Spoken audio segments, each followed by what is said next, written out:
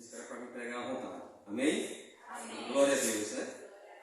Meus irmãos, graças e paz. Amém. Maravilha estar aqui com vocês mais uma vez.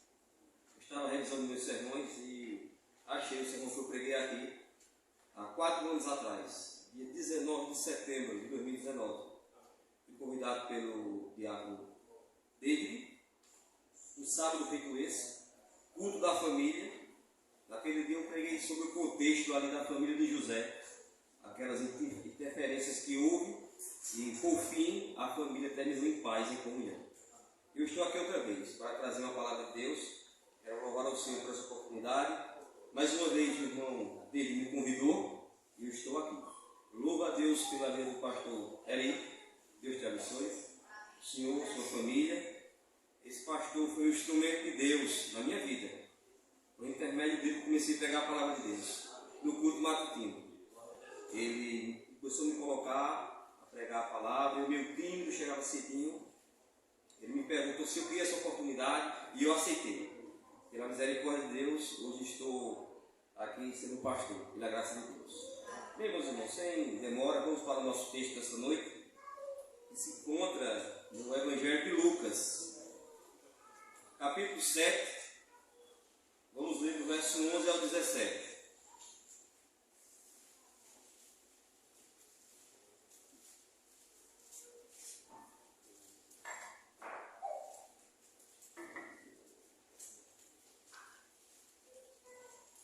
Glória a Deus.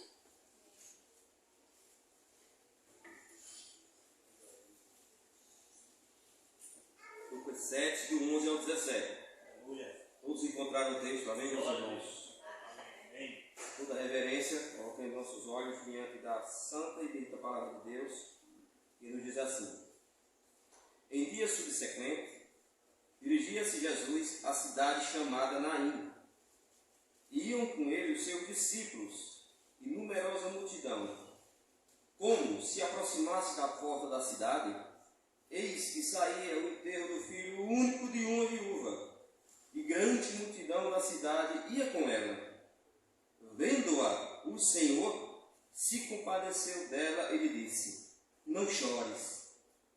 Chegando-se, tocou o esquife, e parando os que o conduziam, disse: jovem, eu te mando, levanta-te. Sentou-se o que estivera morto e passou a falar, e Jesus o restituiu à sua mãe.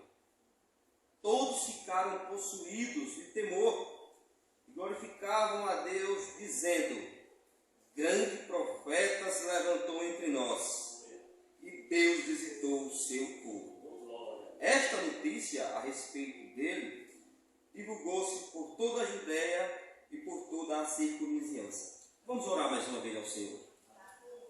Nosso Deus, nosso Pai, nós te bendizemos nesta noite por tua palavra lida, Senhor.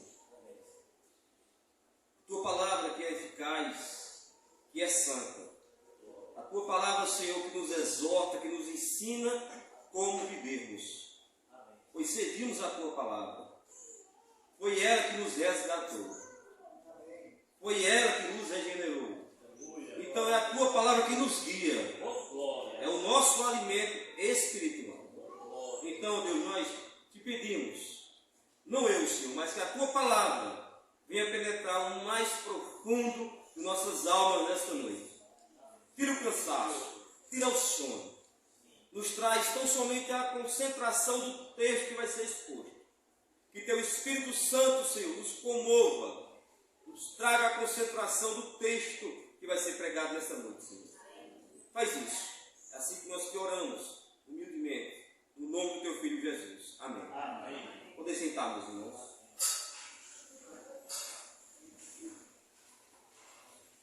Quando colocamos nossos olhos no capítulo 7, aqui do Evangelho de Lucas, vamos perceber de imediato 2 feitos que Jesus realiza logo após terminar o Sermão do Monte.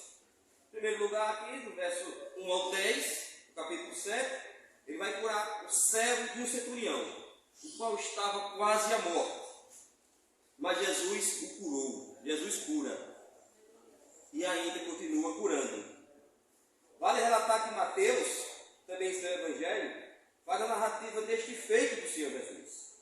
segundo ato que vamos encontrar nesse capítulo 7 aqui, do Evangelho de Lucas, é nesse texto que fizemos a leitura. É Jesus indo a um funeral, se encontrando ali com a mãe que está de luto, sofrendo pela morte do seu filho. Após essas observações, quero que você fique com seus olhos atentos neste capítulo 7. Vamos agora se dedicar tão somente à exposição do texto que fiz a leitura, que é do verso 11 ao verso 17. E para compreendermos melhor a exposição desse texto, se faz necessário dividirmos ele em 3 partes. Quero que vocês prestem atenção para pegar. Em primeiro lugar, do verso 11 ao 13, veremos uma verdadeira compaixão de Jesus. Em segundo lugar, do verso 14 ao 15, vamos ver o poder de Jesus sobre a morte. E em terceiro lugar, vamos ver que toda a glória e tudo isso que Cristo faz é tão somente para Deus. E eu tenho um tema para esse sermão que é o seguinte: um encontro com o autor da vida. Um encontro com o autor da vida. Em primeiro lugar, meus irmãos, vamos ver, coloque seus olhos aqui do verso 11. Em primeiro lugar, vamos ver a verdadeira compaixão. O que Cristo tem a nos dizer aqui? Ele começa dizendo o seguinte: em dias subsequentes. Lucas começa relatando este feito de Jesus. O que ele quer dizer aqui? Em dias subsequentes, dirigia-se Jesus a uma cidade chamada Naim. Então Lucas aqui nos informa que um dia depois, o que Lucas quer dizer aqui com essa palavra subsequente? Um dia depois, ou em outras palavras, um dia após Cristo ter curado o servo do centurião. E vale destacar que este centurião deixou Jesus maravilhado, pois de fato era um homem com uma grande fé. Então, neste dia seguinte, Cristo se dirige a uma cidade chamada Naim, como o texto nos diz. Preste atenção, a distância de onde Cristo estava antes, ali, a cidade chamada Naim, era de aproximadamente 40 a 50 quilômetros. Era longe. É o equivalente naquele contexto a um dia de caminhada, andando bem.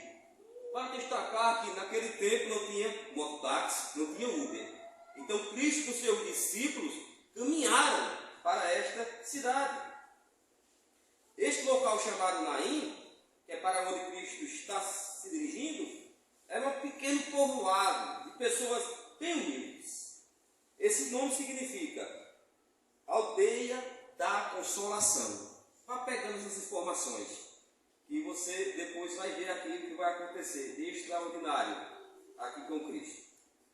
Aí no verso 11, Lucas nos informa que Jesus vai a Naim com quem? Com seus discípulos e mais quem? E uma numerosa multidão. Possivelmente, meus irmãos, muitos que viram aquele feito de Cristo, curar os servos centurião, ficaram maravilhados, entendem? Aí eles fazem o quê com uma pessoa extraordinária assim? O seguem. Então esta multidão vem com Cristo. Indo para o verso 12, agora, vamos perceber que Jesus com seus discípulos e a multidão agora chegam à porta dessa cidade. Como se aproximasse da porta da cidade. O mesmo verso 12. Antes de entrar na cidade, Jesus então se depara com o quê? Com o enterro. Eis que saía o enterro. Jesus para na porta daquela cidade. Vale relatar aqui que as cidades ali tinham grandes portas. Então Cristo para e vem o enterro de quem? De um filho único de uma viúva. O verso 12 nos diz: e o que vinha com essa viúva? Uma grande multidão também. Vinha com ela. Com esta viúva, com esta mulher. Vinha acompanhando a sua dor, o seu sofrimento e o seu lamento. Coloque na sua mente aqui aquela cena agora. Preciso fazer aqui 2 observações para entendermos melhor aqui esse contexto daquela época. O interessante, em primeiro lugar, a primeira observação, é que esta mulher já havia feito esse percurso outra vez. Entendam, ela é uma viúva. Não sabemos se foi com 1 ano, 2 atrás, ou há meses, ela já tinha ido enterrar quem? Seu marido. E agora ela está fazendo esse mesmo percurso. Agora indo enterrar seu único filho. Segunda observação que eu preciso fazer. Nos tempos de Jesus, os mortos não podiam ser sepultados dentro de uma cidade. Eis a questão que estava sendo enterrado fora da cidade. Ele tinha que ser sepultado fora. Acredito então que esta mulher passou o dia todo chorando, olhando para o seu filho, seu único filho. E mais, o enterro tinha que ser no mesmo dia. O velório não poderia anoitecer, tinha que ser no mais tardar, ali do pôr do sol. Imagine a cena, essa mulher, o dia todo chorando, vendo seu filho, seu único filho, agora morto. Após essas observações, meus irmãos, eu começo aqui agora a pensar junto com você o seguinte: o que esta mulher está passando? Pense comigo. A mulher nos tempos de Jesus não podia trabalhar. Eram dependentes tão somente do seu marido. E quando o seu marido morria, quem sustentava a casa? O filho, homem. E essa mulher só tinha um. Se tivesse outro, o outro dava de conta. Essa mulher só tinha um filho. Então esta mulher não tem mais o marido e nem agora o seu filho mais. E vale destacar também que o sonho de toda mulher ali era ter um filho o quê? Homem. Se lembra de Ana? Se lembra de Rebeca? Se lembra de Sara? As orações dessas mulheres? Dai-me filhos, Senhor. Bênção de Deus. E filhos homens. E agora, meus irmãos? O que será dessa mulher? Pense comigo. Que dor ela está sentindo, solitária, mesmo com uma multidão o acompanhando. Essa mulher é muito querida. Tem um ditado que diz: eu quero conhecer se uma pessoa é legal, é gente boa, vai para o enterro. E essa mulher aqui viu uma grande multidão com ela, se doendo, acompanhando. Meus irmãos, mas isso não aliviava a dor dessa mulher. Ela está triste, muito amargurada, pois seu único filho morreu. Isso não é fácil. Acreditou aqui, não sei, não conheço as mães, mas eu acho que não tem nenhuma viúva aqui que já morreu sem único filho. Não conheço. Mas eu digo que é uma dor muito grande. Mas, meus irmãos, há uma esperança. À porta daquela cidade está alguém que chegou. Entendam comigo, à porta da cidade está alguém que chegou na hora certa, no momento certo. Isso se chama, sabe o quê? Providência de Deus. Na hora certa, e esta pessoa mudará a história desta viúva. Então, meus irmãos, o cenário aqui é o seguinte: vamos perceber o encontro de duas multidões. Pensem comigo. Na porta da cidade de Naim. Ninguém entra e ninguém sai. Está Cristo na porta da cidade com uma grande multidão. E está saindo com a viúva uma grande multidão. Para na porta da cidade. Temos Jesus de um lado, com seus discípulos e uma multidão muito feliz e alegre, se regozijando. Pois o homem que estava à beira da morte, Cristo o curou. Tem alegria, tem louvor. O servo do centurião é curado. Temos do outro lado, saindo da cidade, uma viúva com uma grande multidão enlutada, sentindo dor, tristeza por esta mulher. Então, eis o encontro da alegria com a dor. Eis o encontro de uma mãe desesperada, sem compaixão, amargurada, com o Senhor da compaixão.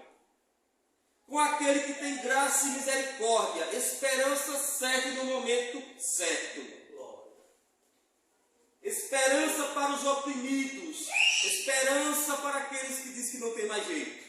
Eis o encontro. Que cena, que cena. Indo agora para o verso 13, vamos ver que Cristo coloca seus olhos penetrantes nesta mulher. O interessante é que tinha muita gente chorando. Muitas mulheres, mas Cristo conhece a dor. E você, a minha dor, Ele coloca seus olhos penetrantes mesmo naquela mulher. Olha o que o verso 13 nos diz. Vendo-a, Lucas é bem claro, vendo-a, o Senhor se compadeceu dela. Cristo com seus olhos penetrantes como chama de fogo, meus irmãos. Então ele só consegue ver esta mulher, o tamanho da sua dor. Sendo assim, Jesus se compadece, tem uma grande compaixão, e a compaixão aqui é verdadeira e sincera.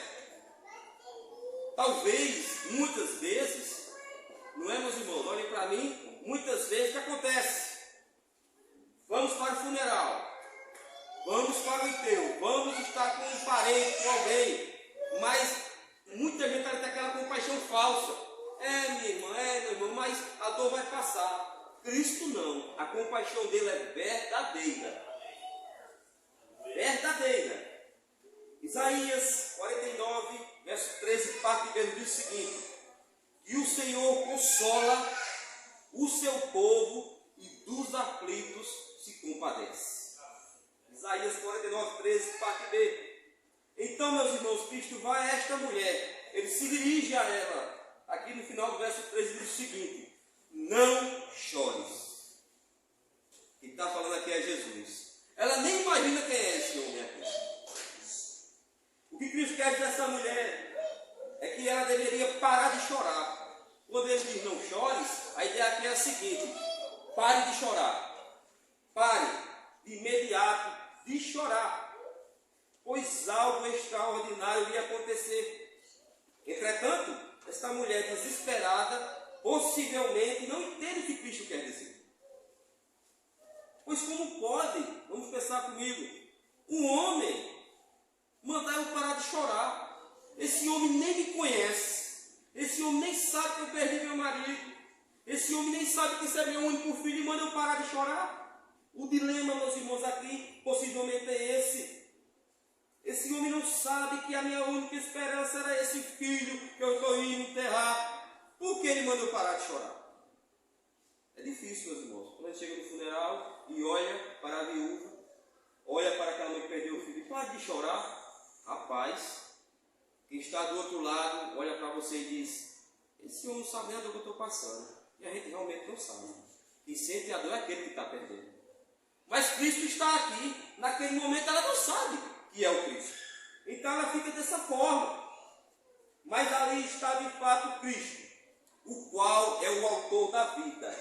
Ele sonda o coração desta mulher e sabe o que esta mulher de fato está passando.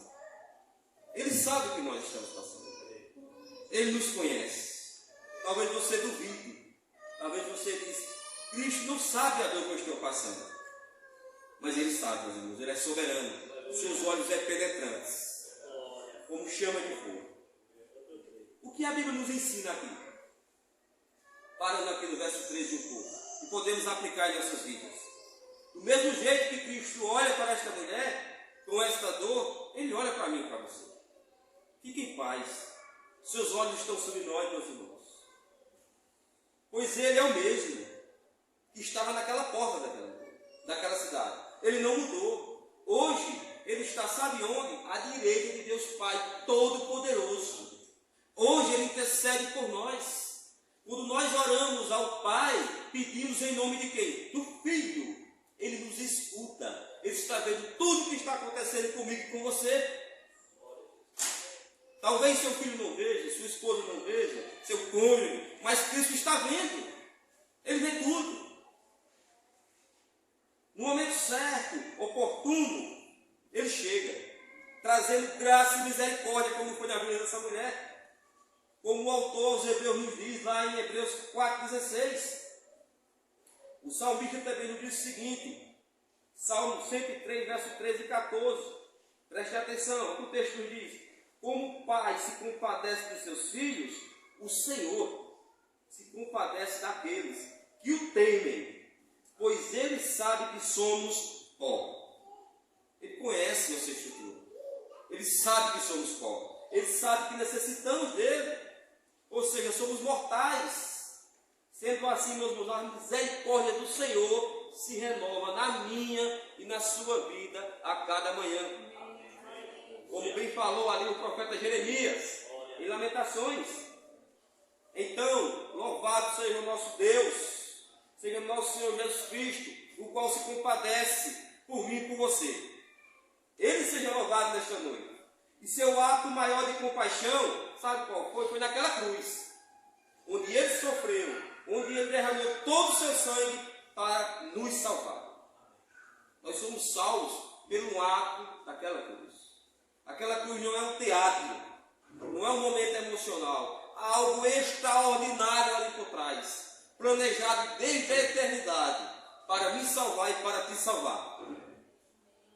O compadecer de Cristo significa dor para Ele, significa preço de sangue em nosso lugar. Que amor é esse? Deus amou o mundo de tal, essa palavra tal não tem explicação. Se procura nos comentários bíblicos, esse tal amor é inexplicável. Como é que o Cristo soberano deixa a sua eternidade, vem para a terra, encarna como um homem, vai para uma cruz, se compadecer de pecadores maus, miseráveis como eu e você. Mas ele se compadeceu.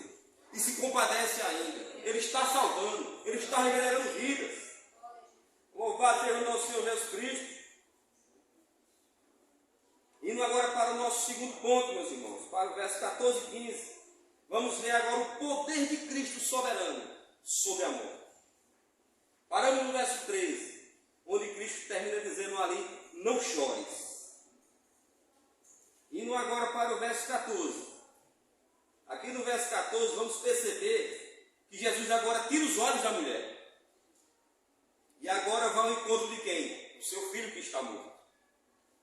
Chegando perto do esquife, ele manda os que estavam conduzindo parar. Olha o que diz o verso 14. Chegando-se, tocou o esquife e parando os que o conduziam, disse. Observação. O que é o esquife aqui? Aqui no tempo de Jesus era como uma maca. Quando alguém morria, ele era enrolado ali todo enfaixado e se levava o defunto ali, né, numa maca, como tem nos hospitais. 4 pessoas, homens, iam conduzindo aquele funeral até sair da porta. O contexto aqui é esse, olha a cena. Então Cristo chega diante dali e diz, para tudo. Outra cena estranha. Como é que pode esse homem mandar parar o inteiro? Pense comigo. Deixa a gente levar logo e tirar a dor dessa mulher. Como é que esse homem vem agora e manda parar? E mais, ele manda parar tudo e não conduzir mais o que estava acontecendo. Como é que esse homem vem tocar? Não pode nem tocar no morto, como se dizia ali no Antigo Testamento, pois quem tocava se tornava impuro. Mas Cristo, meus irmãos, não toca no defunto e no morto, ele toca no esquife. Cristo ele não quebrou a lei. Cristo não quebrou nenhum mandamento, ele foi santo, santo e santo. Por isso que a salvação é por meio dele. Todos nós quebramos a lei do Senhor constantemente. Por isso que por meio de obras ninguém é salvo. Nem por dias, nem por comidas, nem por bebidas. A salvação é exclusivamente de Cristo. Ele não pecou. Ele não toca no morto, ele toca no esquife. Todos ali ficam sem entender de fato. O que está acontecendo? Então, meus irmãos, aqui vai entrar o centro do sermão. A voz triunfante de Cristo entra em cena. A voz do Todo-Poderoso, daquele que tem todo o poder, entra em cena. Jesus diz, jovem, olha a voz de Cristo, jovem, eu te mando, levanta-te. Jovem, eu te mando, levanta-te. Não é a voz, meus irmãos, de um pecador qualquer, é a voz do Filho de Deus. É a voz triunfante de Cristo Jesus. Indo para o verso 15, agora, vamos ver que de fato a voz de Cristo tem todo o poder. O que acontece? O jovem escuta a voz de Cristo. E ele faz o que? Ele levanta, ele senta. O texto nos diz o quê? Sentou-se quem estivera morto e passou a falar. De repente o corpo morto começa a se mexer. É algo que a medicina não explica. O sangue parou de circular. O sangue começa a funcionar. Os órgãos começam a funcionar. A boca começa a abrir. Os olhos, a mão, força. E ele se levanta. É algo extraordinário. Glórias a Deus. Só Cristo tem esse poder, meus irmãos. Imaginem a cena, aquelas duas multidões agora, vendo esse feito extraordinário do Senhor. Aquela mãe perplexa, vendo seu filho sentar-se e falar. A multidão que via com Cristo estava louvando, louvou muito mais. Que Cristo poderoso é esse? Que voz triunfante é essa, meus irmãos? Aqui percebemos que, de fato, a voz de Cristo é triunfante sobre a morte. A sua palavra, não a minha nem a sua, tem todo o poder. A Bíblia Sagrada, a palavra de Deus é eficaz. Ela penetra no coração de um pecador, o mais miserável que você já pensou que existe. E ela pode salvar. Ela pode salvar você nessa noite, que não conhece Jesus Cristo, pois a sua palavra tem poder de penetrar em seu coração. E ninguém resiste à voz de Cristo. O morto não tinha mais nada a fazer, só jogar o corpo, volta a falar, porque a voz de Cristo tem poder. A voz de Cristo é soberana. Sendo assim, este jovem volta a viver. Vale relatar também que Jesus, por meio da sua voz soberana, ressuscitou a filha de Jairo. Jairo estava ali triste, Senhor, o que eu faço? Minha filha está perto de morrer e morre. E Cristo diz, menina, levanta-te. O que acontece? Ela levantou. Interessante, meus irmãos, que onde Cristo chega e tem morte, a vida. Nós éramos mortos espirituais, ossos secos sem vida. E Cristo, a partir da sua palavra, gerou vida em mim e em você. Glória a Deus. Aqui percebemos, meus irmãos, também que a voz de Cristo levantou Lázaro. Jesus, com a sua voz penetrante, diz o seguinte, Lázaro, sai para fora. E Lázaro sai. Depois de 4 dias. E o caso aqui é mais específico e é mais longo. Cristo deixa. O texto diz que Cristo fica à vontade, depois eu vou lá. Senhor, ele está doente, perto de morrer. Cristo atrasa a viagem propositalmente para passar todo aquele período para mostrar que ele é o dono da vida e da morte. Ele é o Todo-Poderoso. E o interessante, tem um comentarista que diz o seguinte, se Cristo tivesse falado, sai para fora, tinha saído todos. Mas ele disse especificamente, Lázaro, sai para fora. E só sai quem? Lázaro. Tinha muito naquele túmulo ali. Lázaro sai para fora.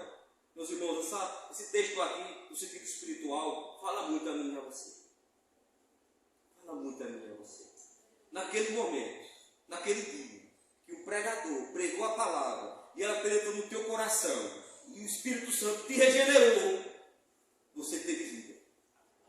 Nós estávamos mortos. Você tem essa experiência. Você sabe disso. E ali seu coração se alegrou, pois você teve vida espiritualmente através da voz de Cristo Jesus. Você que está aqui nesta noite, que ainda está morto espiritualmente, saiba de uma coisa. Se não for hoje, mas um dia, se Deus assim quiser, que a vontade é dele, que a voz de Cristo, que a sua palavra penetre no seu coração, você não vai resistir. Ninguém resiste à voz de Cristo. Eu me lembro agora do sermão que eu tenho da vida do rei Manassés. Um homem terrível, mau, feiticeiro, pagão. Não queria Cristo, mas Cristo foi buscar ele. Por meio dos assírios, trazendo com cordas e ganchos, humilhando o rei no meio da estrada. Mas Cristo humilhou ele, trouxe ele e o salvou. Ninguém perde a vontade de Deus. A voz de Deus é soberana sobre tudo, meus irmãos. Aqui percebemos de fato o poder de Jesus, pois como Deus soberano, como homem, ele dá vida aos mortos. Lá em Apocalipse 1,18 diz o seguinte, que a morte, a chave da morte está em suas mãos. É ele que controla tudo. Ele é o Senhor soberano sobre tudo, meus irmãos. Se você está nas mãos de Cristo, você está vivo espiritualmente. E viver espiritualmente significa que você vai viver uma vida eterna com Cristo. Se fecharmos os olhos agora, estamos com Cristo. Como bem o apóstolo Paulo falou, é partir e estar com Cristo, o que é incomparavelmente melhor. É estar com Cristo. O comentarista aqui diz o seguinte, preste atenção, J.C. Ryle, belo comentarista, diz o seguinte, que o príncipe da paz, Jesus, é maior do que o rei dos terrores, a saber, a morte. Embora a morte seja o último inimigo a ser destruído, ela não é tão poderosa em frente a Jesus, o dono da vida. Onde está a morte, a tua vitória? Onde está o inferno, o teu aguilhão? Cristo venceu. Cristo venceu em nosso lugar, pois não tínhamos condições de vencer. O apóstolo Paulo escrevendo aos Efésios vai dizer que nós estávamos mortos espiritualmente. A palavra ali morto significa sepultura mesmo. É um termo literal. Estávamos como esse jovem aqui, morto espiritualmente, e Cristo nos deu vida. Vida nele. E no final do verso 15, aqui, meus irmãos, vamos perceber que Jesus agora vai entregar o filho à viúva.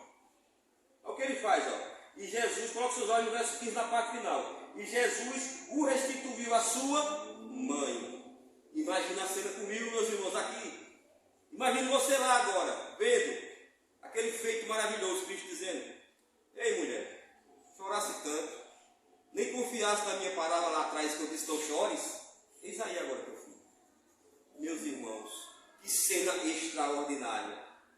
Que cena triunfante, meus irmãos. Quando Cristo faz isto, ela passa agora a compreender de fato o que Cristo tinha dito. Pois Cristo queria trazer alegria a essa família lutada, principalmente para essa mulher.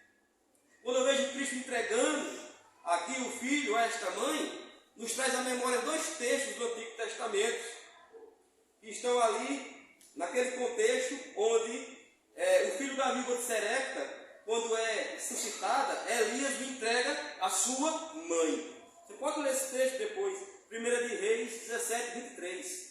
O segundo caso é quando o filho da sunamita ressuscitou, onde Eliseu ressuscita, ele entrega a sua mãe também. É um tipo que Cristo ia fazer aqui.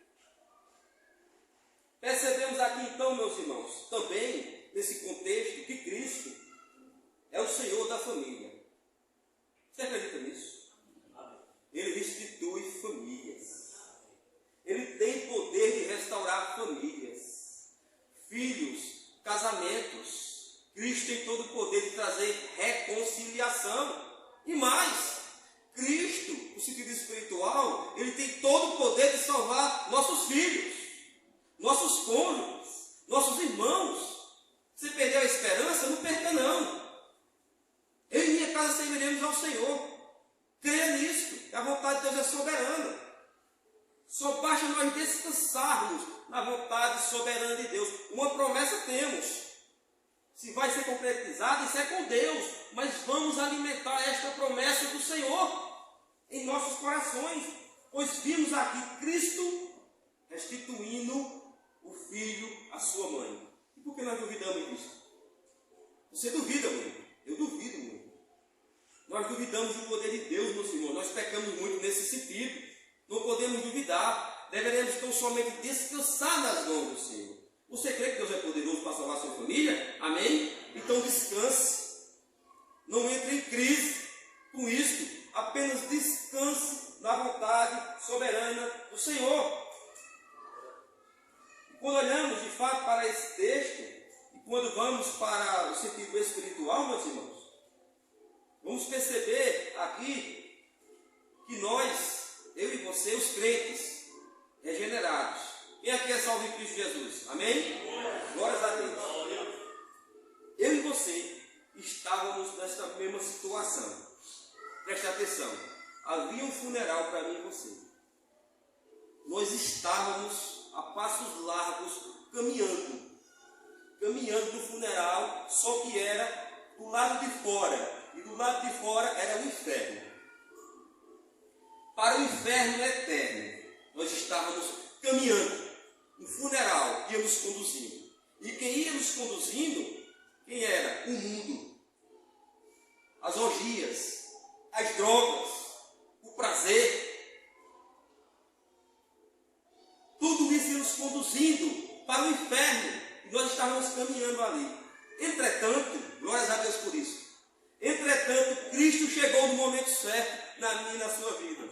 Na porta, como diz aqui o texto, ele chegou na providência de Deus e nos salvou. Para tudo. Eu te salvo, eu te busco. Você tem vida eterna, você está vivo espiritualmente. O que o texto quer dizer aqui para mim e para você é isso, meus irmãos. Louvado seja Deus nesta noite por nossa salvação, por meio de Cristo Jesus. Pois se não fosse Cristo, estávamos como esse jovem aqui. O que ele fez? Qual foi o poder dele? Nenhum. Ele nem se mexia. Estava lá. Ia ser enterrado. Se Cristo não intervém, se Cristo não chega, se Cristo não fala, não há vida eterna. Então precisa que Cristo fale. E nesta noite ele está falando aos nossos corações, meus irmãos. Você que aí não tem Cristo, não confessou Jesus, saiba disso. Seu funeral está caminhando. O mundo, as orgias, as farras, o pecado, está lhe conduzindo para o inferno. Ore a Deus nesta noite. Clame ao Senhor que Jesus chegue com providência em sua vida. Clame ao Senhor. Senhor, restaura a minha vida como o Senhor restaurou a vida daquele jovem que não tinha mais vida. Me dá vida espiritual. Ore ao Senhor, porque eu não posso fazer isso. O pastor não pode fazer isso. O presbítero não pode fazer isso. Agora Cristo tem todo o poder de fazer isso. E quando ele fizer isso, você vai saber. Nós vamos saber, porque algo de renovo vai haver dentro de nós. Em primeiro lugar, não vai ter mais prazer para o pecado. Porque aquele que tem prazer no pecado não nasceu de novo. O apóstolo João diz isso. Se você continua praticando pecado, meus irmãos, você tem que sair daqui preocupado nesta noite. Eu estou perdido. O prazer do crente é santificação. Sem a santificação, ninguém verá o Senhor. Tem que ser santo. É um caminho de santificação. Lutando, andando, correndo, olhando para o autor da vida e consumador, que é Jesus Cristo. Então a minha oração é que Deus traga vida aos mortos espirituais. Que Deus ressuscite espiritualmente. E a vida eterna, meus irmãos, de fato não é por métodos humanos, não por nossas forças. É Cristo que coloca os seus olhos soberanos sobre nós. E louvado seja Deus por isso. Ele olhou para mim. Às vezes eu fico perguntando, Senhor, tantos dos meus amigos que andavam comigo ali, onde eu nasci, na Vila Teimosa, no Vassoural, tantos, o Senhor olhou para mim e escolheu. Por quê? É graça de Deus. Não foi mérito meu. É graça de Deus. Você que está aqui nessa noite também, você sabe disso. Quantos amigos seus ainda continuam aí? E Cristo olhou para você. Ele olha, Ele busca, Ele traz. Isso é graça de Deus. É para sairmos daqui hoje glorificando a Deus e orando ao Senhor e agradecendo ao Senhor. Ele que nos deu vida. E esta vida eterna de fato está em Cristo. Como eu já falei, teve um alto preço, o preço de cruz. Ali na cruz ele nos salvou da ira vindoura, do inferno eterno.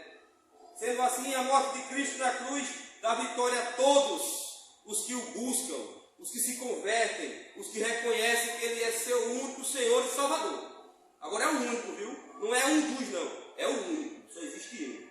Não existe outro. Só Jesus Cristo pode te salvar. Porque Ele é o Senhor e Salvador.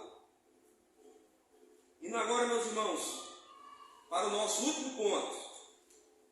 Vamos ver o que Cristo tem a nos dizer aqui, no verso 16 e 17 agora. O que Cristo tem a nos dizer aqui, meus irmãos, é que quando Cristo nos salva, quando você é salvo, você tem que glorificar a Deus. É o que o verso 16 e 17 vai nos dizer. O verso 16, meus irmãos, diz o seguinte: que todos ficaram possuídos de temor e glorificavam a quem? A Deus. É algo de Deus. Não pode acontecer isso de uma forma natural. É algo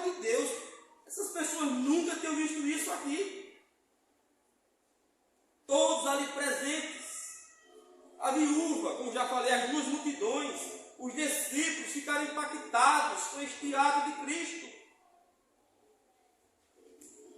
Este ato grandioso do Senhor. Todos ficaram felizes, não tem mais tristeza. A multidão que vinha chorando com a mulher também se alegra. Pense nisso. Não tem mais tristeza aqui. Era uma multidão alegre e outra triste. Agora está todo mundo alegre. E fazer o quê? Prestam culto ao Senhor. Glórias a Deus que está na altura. Aleluia. É isso que devemos fazer, meus irmãos. Quando Deus ele realiza algo em nossas vidas. Quando reconhecemos de fato que Deus ele realizou. Temos que glorificar a Deus. E ele diz o seguinte, não é? Grande profeta se levantou entre nós e Deus visitou o seu povo. Se cumpre aqui o que Moisés disse, lá em Deuteronômio 18:15. Moisés vai dizer o seguinte, a profecia do Cristo, olha, o Senhor teu Deus te suscitará um profeta do meio de ti, e teus irmãos, semelhante a mim, a ele ouvirás. E de fato, foi Cristo Jesus. Esse é o grande profeta. É um dos ofícios de Cristo. Cristo foi profeta, sacerdote e rei. E aqui ele está se manifestando como grande profeta, aquele que traz a voz triunfante. E aqui de fato aconteceu este ato maravilhoso. E no verso 17, por fim, Lucas nos informa que este milagre de Jesus foi divulgado em todos os locais. O que significa isso, meus irmãos, para nós aqui? Que quando os feitos de Cristo são realizados, meus irmãos, em primeiro lugar, deveremos prestar louvores a Cristo. Em segundo lugar, deveremos contar os feitos do Senhor. Significa o que? Evangelizar, pregar a palavra, não ficar sentado. Mas, pastor, como eu prego a palavra? Pregue através da Bíblia, para o seu vizinho, para a sua família, para a sua filha, para uma criança. Pregue a palavra. Mas eu não sei, leia a Bíblia.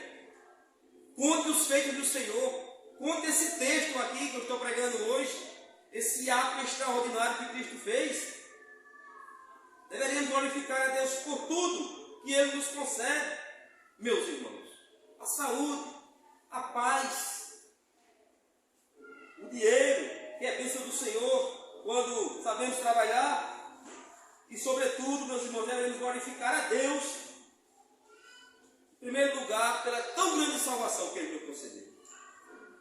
Senhor, obrigado por tua salvação. Cristo foi um presente que Deus me deu. Muitos estão pensando na sua fraternização, no Natal, nos amigos secretos. Eu vou lhe dizer aqui nesta noite, não é um presente que você já ganhou, Jesus Cristo. Pense no presente. Presente maravilhoso, o qual deixou a eternidade, se encarnou, viveu no estado de humilhação por mais de 30 anos nesta terra, foi para a cruz, levou chicotadas, foi esbofeteado, morreu ali, que a morte na cruz significava ali um malfeitor, era uma pena de morte naquele tempo, e ali ele fez tudo por amor. Rapaz, eu não faria isso por ninguém. Você também não faria, ele fez. Ele disse, Pai, está consumado. O que o Senhor mandou fazer, eu fiz. Por nós, meus irmãos, por mim e por você. Jesus, que amor é esse?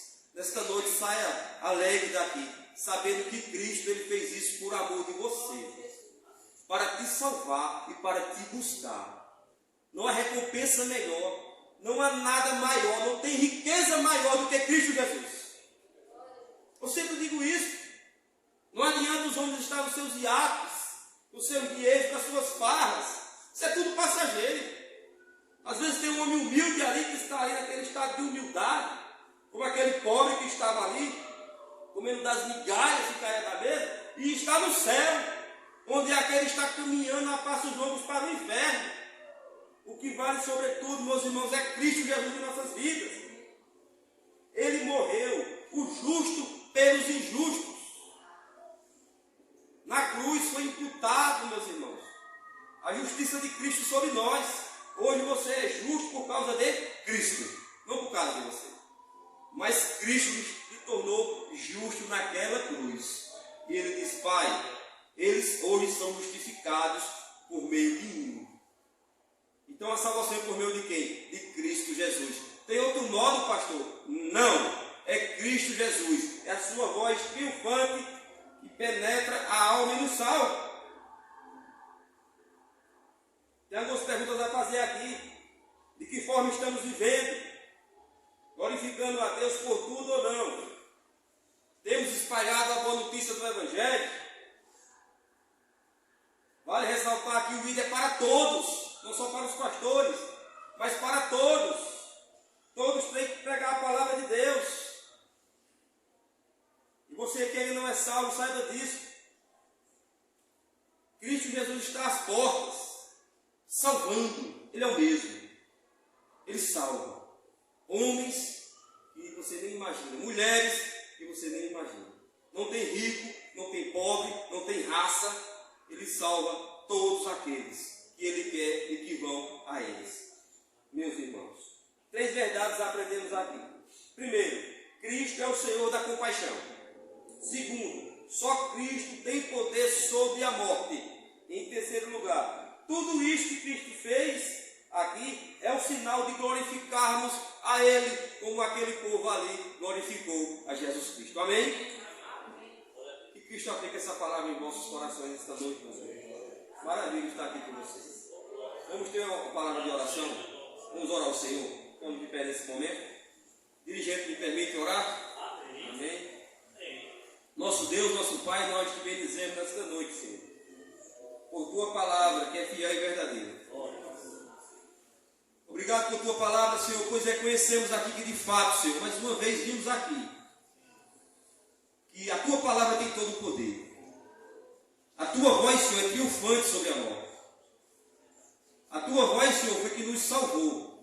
Foi que nos tirou, Senhor, do lamaçal de pecados. E hoje estamos aqui vivendo.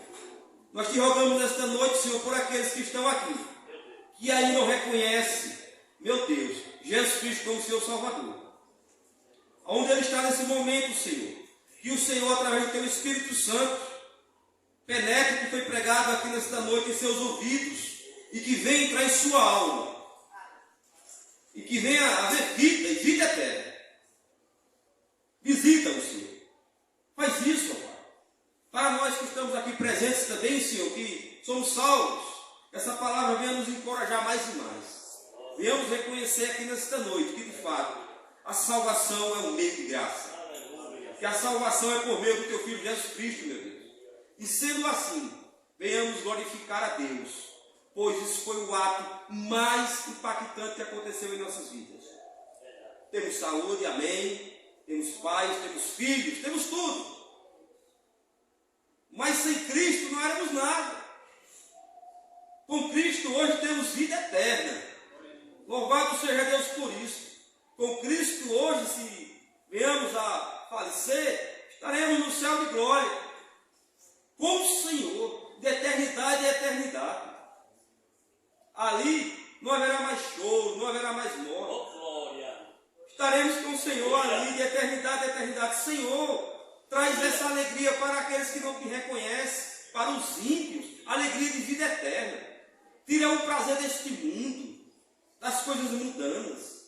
Traz o prazer do céu eterno, pois vamos passar. Estamos passando. Logo, logo, nosso funeral vai chegar. Eis para onde iremos. Para o céu eterno ou para o inferno eterno, Senhor. Que nós venhamos de fato estar no céu eterno. Todos aqui que estão presentes. Que a salvação aqui, Senhor, chegue de fato para todos que estão aqui presentes nesta noite. Pois o teu Espírito Santo é poderoso. A tua palavra é eficaz. É mais cortante que qualquer espada de 2 gumes. Ela é penetrante e penetra o mais profundo da alma. E eu creio nisso. Por isso que eu prego a tua palavra, Senhor. Se eu não cresce que haveria salvação por meio da tua palavra que não volta vazia, eu não pregava mais. Mas eu prego porque eu sei que os teus vão ouvir a tua palavra e vão ser salvos. Por meio de ti, por meio do teu evangelho, que tem todo o poder para salvar. Faz isso, Senhor, nesta noite. É assim que eu te oro no nome de Jesus Cristo. Amém.